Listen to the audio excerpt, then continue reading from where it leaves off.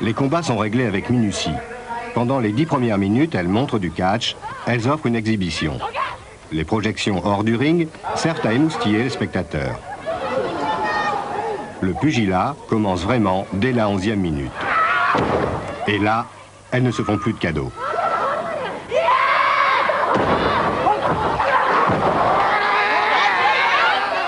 Le trucage n'a pas sa place au pays des kamikazes.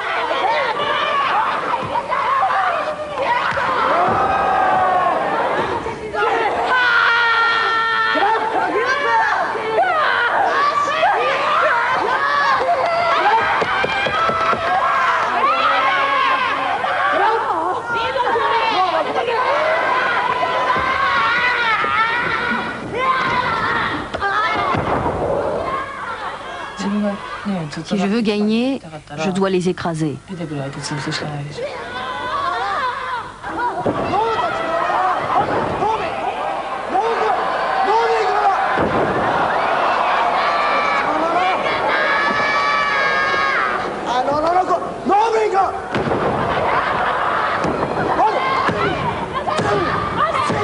Ça, c'est un véritable exploit sportif. 60 kilos sont arrivés, 2 volets, en pleine poitrine. Et là, on peut voir la fille qui est groggy, qui a pris le coup et qui a vraiment été sonnée. C'est quelque chose de terrible de recevoir un coup en pleine poitrine, comme ça, 2 volets, d'une 3e corde, un saut chassé, ça fait très mal.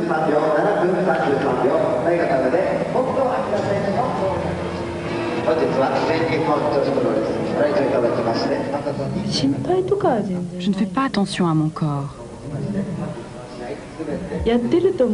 Pour bien me battre, je ne dois pas me ménager. Au contraire, j'essaie d'aller toujours plus loin.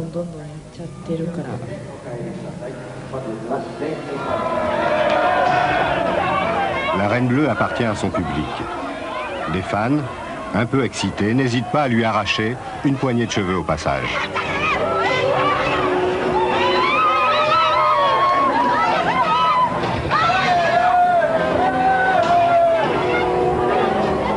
Elle n'a que quelques minutes pour atteindre son stand, car maintenant, elle va se transformer en marchande de colifichets.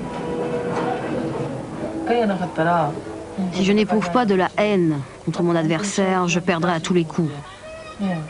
Quand je la vois en face de moi, je vois d'abord une rivale. C'est elle ou moi. Et je n'ai pas envie de céder mon titre de championne.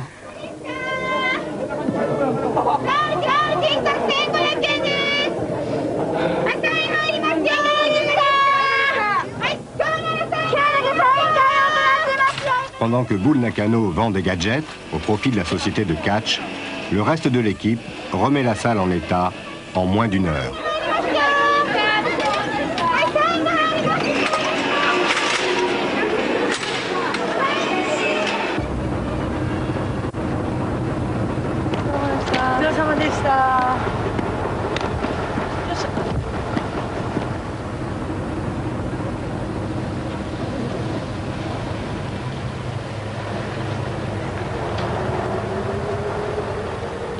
Prochaine destination, l'île de Kyushu.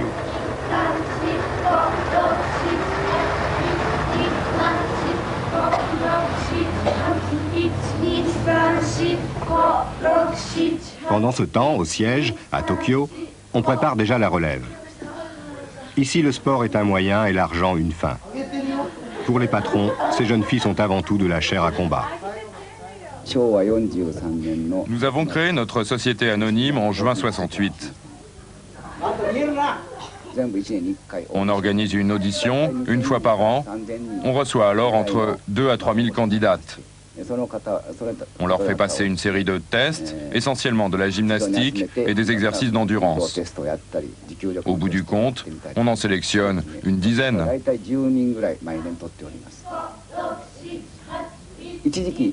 Auparavant, elles venaient de familles pauvres. Elles arrivaient chez nous dans l'espoir de trouver un toit pour leurs parents.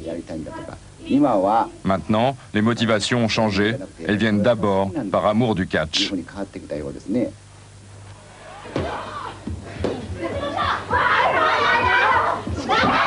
Le président de la société a l'œil sur ses pouliches. C'est lui qui les sélectionne, détermine leur niveau et supervise leur formation. La petite en pantalon rouge, Inoue Takako, en voilà une qui marche bien. En plus, elle vient de nous sortir un disque. Mais elle n'est pas la seule. On a beaucoup de bons espoirs. Par exemple, je mise beaucoup sur celle-là. Tenez là-bas, en pantalon noir. Elle s'appelle Asegawa.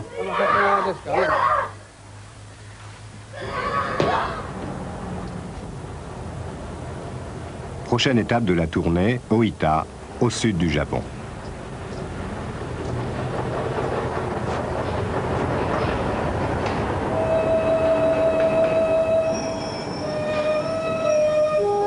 Debbie Malenko est américaine. Elle est venue en stage pour 6 mois afin de s'initier aux techniques japonaises. Elle découvre en même temps un pays aux coutumes souvent insolites. Le Japon, c'est le meilleur endroit au monde pour le catch féminin. Parce qu'ici, c'est vraiment du business. Je les adore. Ce sont des battantes. Je les observe tous les jours sur le ring et j'essaie d'en tirer des enseignements et une stratégie. Faute de temps, l'entraînement durant les tournées se fait sur les lieux mêmes des matchs. La jeune Akemi, avec ses 100 kilos, est un peu la tête de turc du groupe. Cela lui vaut l'honneur de servir de cobaye.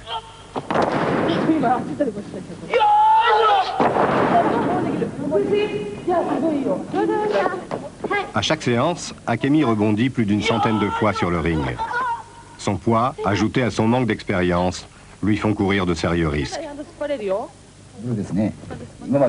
Bull Nakano est chez nous depuis 8 ans. En 8 ans, elle ne s'est jamais blessée une seule fois. Ne serait-ce que pour ça, c'est une catcheuse tout à fait exceptionnelle.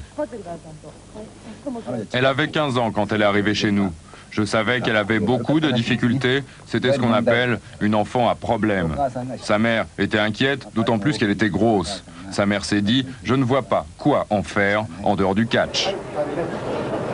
Cette société de catch est la plus florissante du Japon. Son secret, transformer les catcheuses en bonnes à tout faire. Et aussi, aller dans les campagnes, là où les salles sont louées pour 3 fois rien, à la rencontre d'un public en manque de spectacle.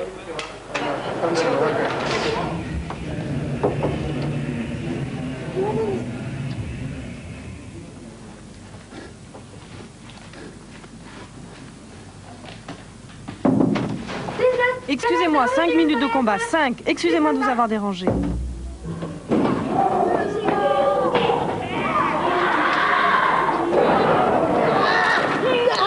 Les Japonaises ont mis au point un catch entremêlé de karaté, de judo et de pancrace. Mais ce sont surtout leurs prouesses acrobatiques qui font d'elles des catcheuses exceptionnelles.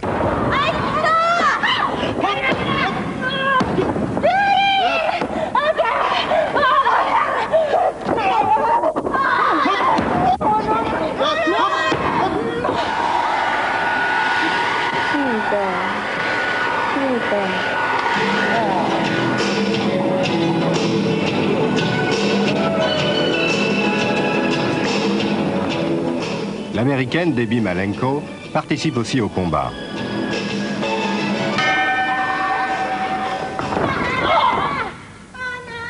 Debbie perdra souvent. Ses adversaires ont déjà derrière elle plusieurs années d'entraînement spartiate.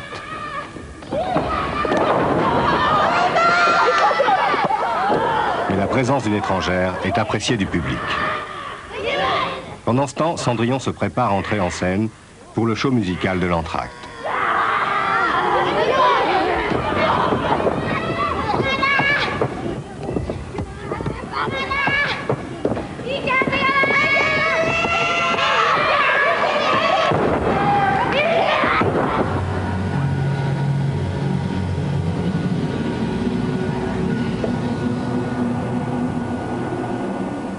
La Reine Bleue s'applique chaque soir à se dresser les cheveux sur la tête.